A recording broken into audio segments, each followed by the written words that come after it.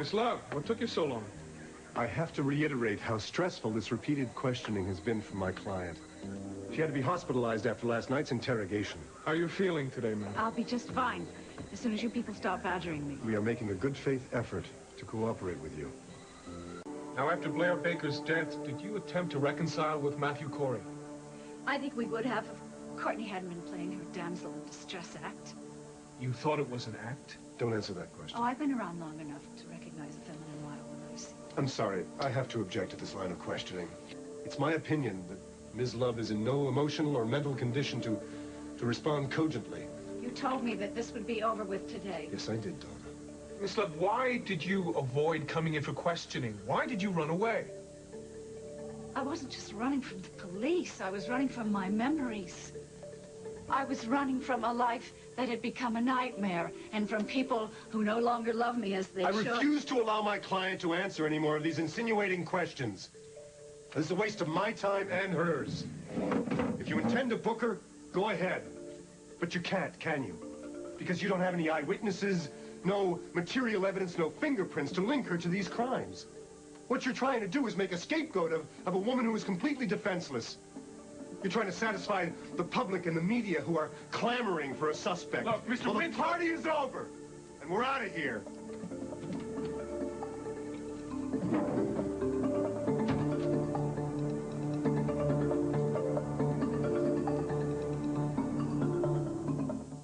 Can you have Cass call me when he gets in? His daughter. Thanks. Hey, Maggie. I've been calling you. Would you mind helping me with the groceries, please? Where's my father? I need to speak with him. He's, up to his neck in a case. I wouldn't count on talking to him anytime soon. Now, we have some groceries in the trunk if you wouldn't mind helping me. Hi there. Oh, Maggie, darling, good. I'm glad I caught you. Maggie, I don't want you to believe a thing that Cass and Frankie are telling you. What do you mean? Well, I mean, I can just imagine the things they're saying, honey, and I just want you to know that I can explain. I don't understand. What did Cass and Frankie have to tell me? So, what's this big thing Cass and Frankie are supposed to have told me? Oh, well... Oh, you mean Frankie's not gloating over there? Because she's responsible, you know, for Felicia, well, giving me the proverbial pink slip. You got my mother fired from Wallingford's?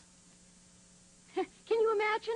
I mean, I couldn't afford this dive as it was. Now I've had to throw myself on that cow of a landlord who's given me 24 hours to get out of here. Maggie, if you care at all about your mother, you'll come right over here. Oh, and darling, bring your credit cards. Is what Cecile says true? The truth is, your mother brought this on herself. How? What happened? I would really rather not get into that. So, would you please help me with the groceries? Forget the groceries, Frankie. I think my mother being thrown on the street is just a little more important than Charlie's ice puffs. She brought this on herself. Whatever she did, she doesn't deserve to get fired. But you maneuvered this whole thing to get at me, didn't you? Yeah, right. Yeah, that's exactly what I did. For crying out loud, Maggie, if I wanted to get back at you, which I don't, I would hardly bother to use Cecile. It's obvious you don't give a damn about her. I happen to love my mother very much, and I'll prove it. Yeah, don't hurt yourself. Now help me with the groceries. Oh, and listen, Cass and I will have to speak to you later tonight about something, so make yourself available.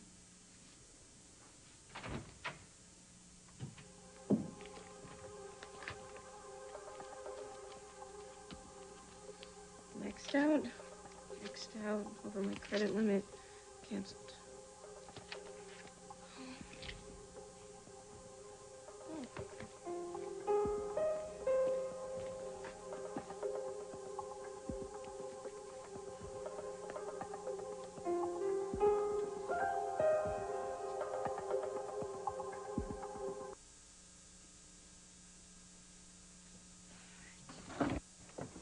Mother?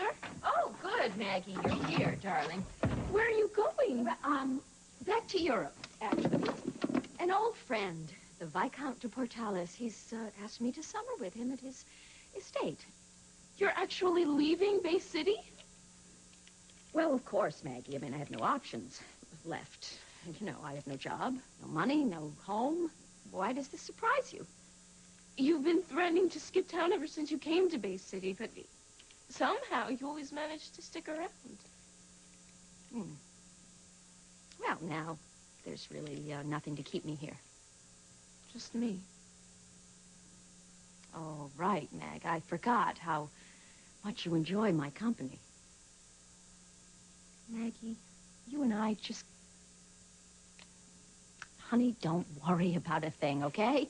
You're going to be fine, and you'll be well taken care of wherever you end up or wherever you go. What do you mean, wherever I go? I just meant...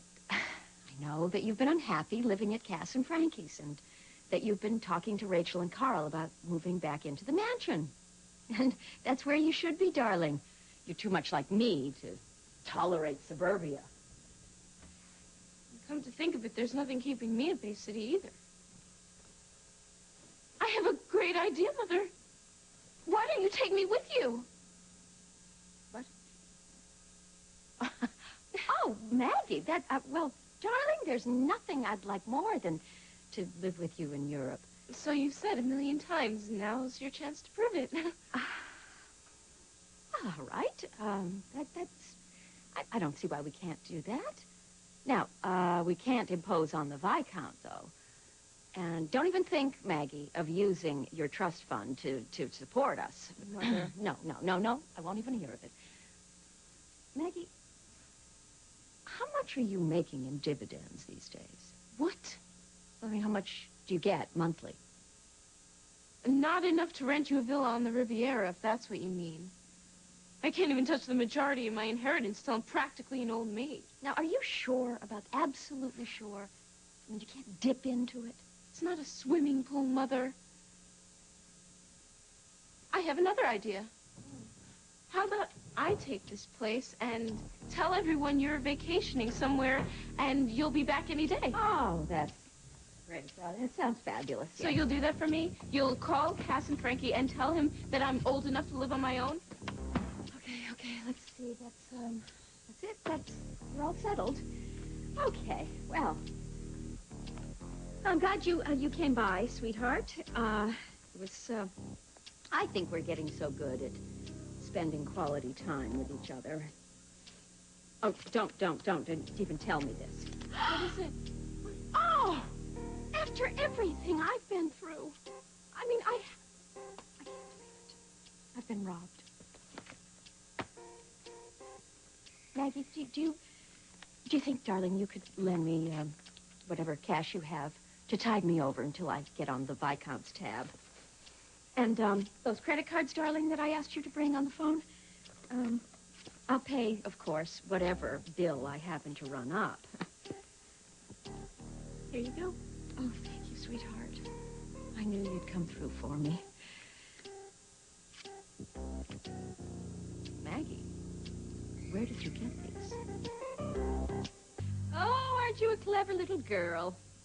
Mary Frances will hardly miss these until it's too late. Look, Mother, can you please write a letter to Cass giving permission for me to live someplace, anyplace else? Maggie, what are you going on about? Stop this. This is childish, darling. Really. Oh, now don't cry. What are you going to cry? Maggie, if you cry, the mascara will run. It'll be a mess. Stop, darling. It's too embarrassing. Honey, you'll be fine. Just buck up. Actually, Maggie, you know, you're the lucky one. I mean, look, you know, all you have to do is just wait a few years, and without lifting a finger, you come into a wonderful fortune. But me, oh, I'm doomed to earning my daily baguette by batting my eyelashes at some old poop like the Viscount. I guess I am better off than you if you put it that way. Yeah. Oh, no, darling, you keep that. It's Belgian lace, you know. It's lovely. Just something to remember me by. Thank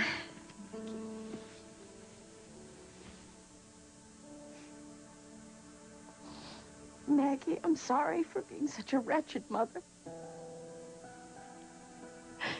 can you ever forgive me for having you kidnapped? And for telling you all those horrible lies? What lies? What lies have you told me? Oh, I was hoping to make a clean break. All right. I really should be the one to tell you this. Oh, Maggie, I have no time, but I have to tell you something very important before I get on that plane. This Saturday night is their last chance to make the team and represent America in this summer's Olympic Games in Atlanta. It all happens Saturday at the U.S. Olympic Trials. Then Frasier's Kelsey Grammer salutes Jack Benny in a must-see comedy special with guests Jay Leno, Phil Hartman, and Dan Aykroyd.